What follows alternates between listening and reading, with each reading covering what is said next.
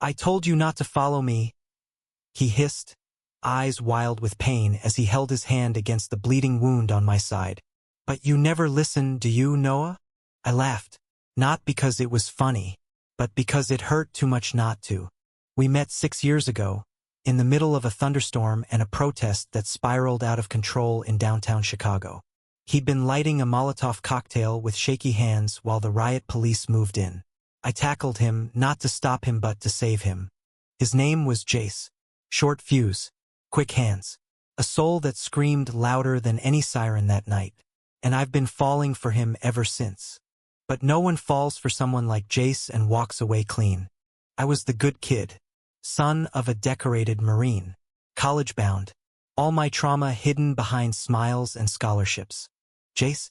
He was the burn mark on every clean surface. Foster homes, juvenile records, tattoos he inked himself with sewing needles. But behind those haunted eyes, there was something feral and beautiful. Something that broke rules and hearts in the same breath. The first time he kissed me, it was in the back of a stolen car, the night after I bailed him out for the 3rd time. He whispered, "You don't have to fix me." And I whispered back, "I don't want to. I just want you to let me love you." But love was the one thing Jace never knew how to accept. We kept spiralingus against the world.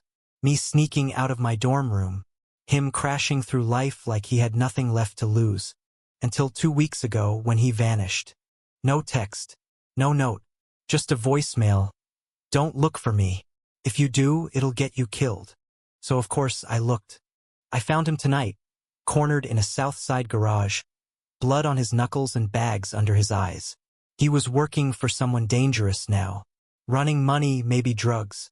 He never said. But I could read the desperation in his voice when he begged me to leave. I didn't. "You're bleeding," he said, voice cracking, when the gun went off and I staggered into him. "I'm fine," he gasped. "I found you. That's all I need." He caught me as I collapsed. His arms were shaking. "This is exactly why I left," he muttered, pressing his forehead to mine. "You're too good for this." "No one's ever called me that," I whispered, blood soaking his hoodie. "Only you." He laughed through his tears. And that's when the sirens started. The hospital lights burned too bright. They said I lost a lot of blood. That if Jace hadn't driven me to the ER and left me in the lobby, I wouldn't have made it. They also said he disappeared right after. No witnesses, no surveillance, like he never existed. Except I knew better. The scar on my ribs, the hoodie he wrapped around Maya's favorite one, with the hole in the sleeve and his scent still clinging to it were proof. I tried to move on, to get better. But how do you heal from someone who was both your sanctuary and your storm? I wrote letters, dozens, never mailed. I left a voicemail once a week, never answered, until last night. The message came in at 2:13 a.m. One sentence. "If you still want me, meet me where it all began." The train station hadn't changed. Still smelled like piss and metal and loneliness. And there he was, hoodie up, hands shoved in his pockets, pretending he wasn't shaking. "Hey!" I breathed. He turned. His eyes were older, sadder, but still him. "You shouldn't be here," he said. "You're supposed to be in Boston, living a clean life." I walked up, close enough to hear his breath hitch. "That life never started. Not without you." His jaw clenched. "I'm dangerous, Noah." "Then be dangerous with me." He laughed. "You're out of your damn mind." I stepped in close enough to touch. "Yeah, for you." He closed his eyes like it hurt to hear. "Tell me you don't want this," I said. "Tell me, and I'll walk away." Silence. Then, barely above a whisper, "I dream about you every night."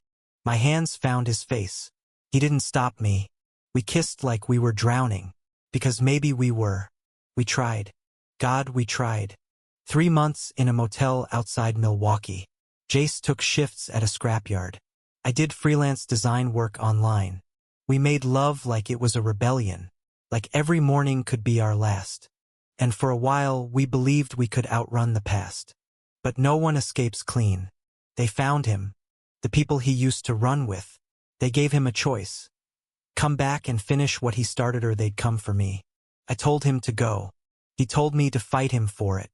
So we screamed, cried, held each other like it was the last time. And then he walked out the door. But he left something behind. A flash drive, hidden in the lining of his jacket.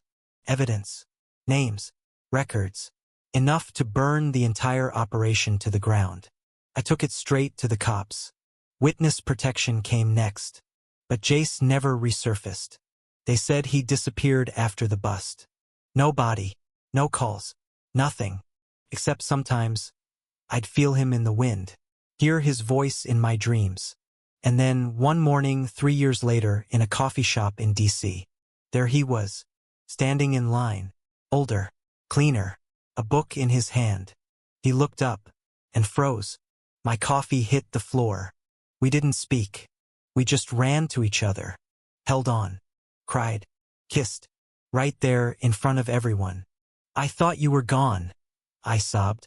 I had to be, until I knew you were safe. I was never safe without you. He laughed, that broken, beautiful laugh. You still want me? I kissed him harder.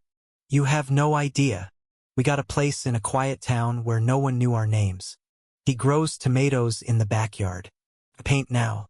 Some nights we still wake up from the same nightmare. But we fall asleep again in each other's arms.